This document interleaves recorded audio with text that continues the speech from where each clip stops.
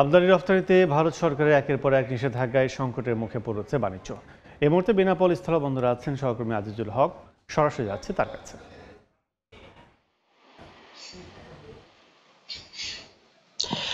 স্বাভাবিক সময় প্রতিদিনই বেনাপোল স্থলবন্দর ব্যবহার করে ভারত থেকে প্রায় 500 ট্রাক বিভিন্ন ধরনের পণ্য আমদানি এবং বাংলাদেশি পণ্য 250 ট্রাকের ঊর্ধ্বে রপ্তানি হতো।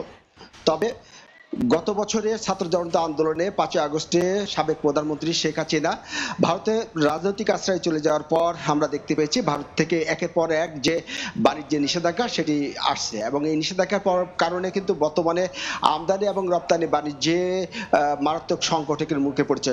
সর্বশেষ আমরা দেখতে পেয়েছি গত 11ই আগস্ট ভারত সরকারের বাণিজ্য মন্ত্রণালয়ে তারা রপ্তানি বাণিজ্যের উপরে একটি নিষেধাজ্ঞা দেয়, এবং এই নিষেধাজ্ঞার কারণে আমরা পাট জাতীয় পণ্যের কাপড়, পাটের রশি ও বস্তা বেনাপোল বন্দর দিয়ে কিন্তু আমদানি বন্ধ হয়ে গেছে। এর আগে আমরা দেখতে পেয়েছি গত 27শে জুন কিন্তু ভারত সরকারের আরেকটি নিষেধাজ্ঞায় কাঁচা পাটের রোল, সুতা রপ্তানি বন্ধ হয়ে গিয়েছিল।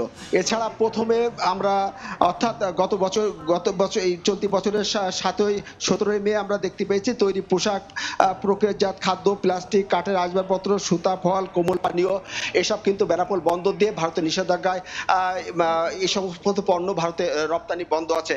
সর্বশেষ আমরা বন্দরের তথ্য মতে যেটি জানতে পেরেছি, গতকাল বেনাপোল স্থল বন্দর দিয়ে ভারত থেকে মাত্র 222 ট্রাক বিভিন্ন ধরনের পণ্য আমদানি হয়েছিল, এবং বাংলাদেশি পণ্য ভারতে রপ্তানি হয়েছিল মাত্র 29 ট্রাক। এর আগের দিন বেনাপোল বন্দর দিয়ে ভারত থেকে আমদানি হয়েছিল 269 ট্রাক পণ্য, এবং বাংলাদেশি পণ্য রপ্তানি হয়েছিল মাত্র 36 ট্রাক।